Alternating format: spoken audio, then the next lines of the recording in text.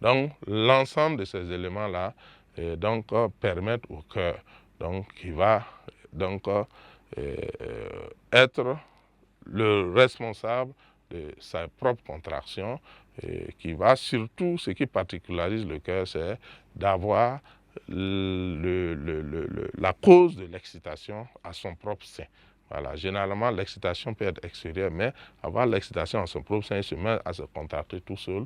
Donc, c'est la particularité du cœur.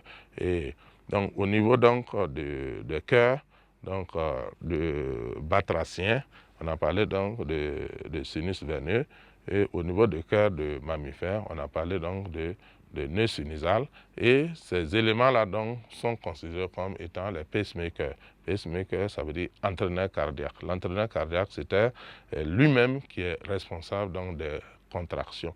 Et ces contractions-là sont transmises ensuite aux autres parties du cœur et vont permettre leur battement à travers bien sûr le nœud septal et à travers les réseaux de Purkinje. Donc il y a comme une continuation de la transmission des PA, des dépolarisations, à ce niveau qui se répandent à travers tout ce réseau-là pour permettre aux autres parties du cœur de se battre. Le pacemaker, qui est le responsable, l'entraîneur cardiaque, est situé au niveau du nœud sinusal, au niveau des mammifères, lui-même faisant partie d'un tissu qu'on appelle tissu nodal.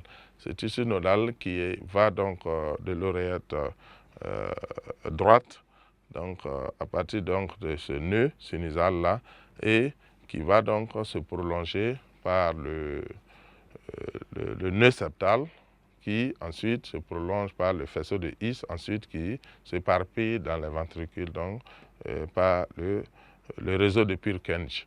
Donc, l'entraîneur cardiaque ou pacemaker est situé au niveau du cœur des mammifères, au niveau du nœud sinusal et au niveau du cœur de batracien, on va parler de sinus veineux.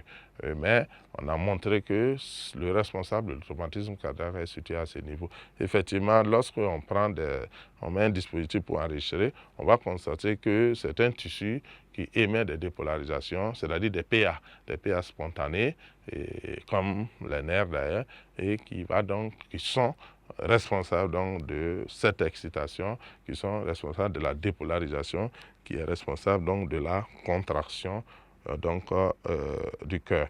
Parce que dans la contraction cardiaque, il y a deux aspects qu'il faut prendre en compte. Il y a l'aspect électrique, c'est-à-dire ce qui est responsable qui déclenche la contraction, et à l'aspect mécanique qui est la contraction elle-même.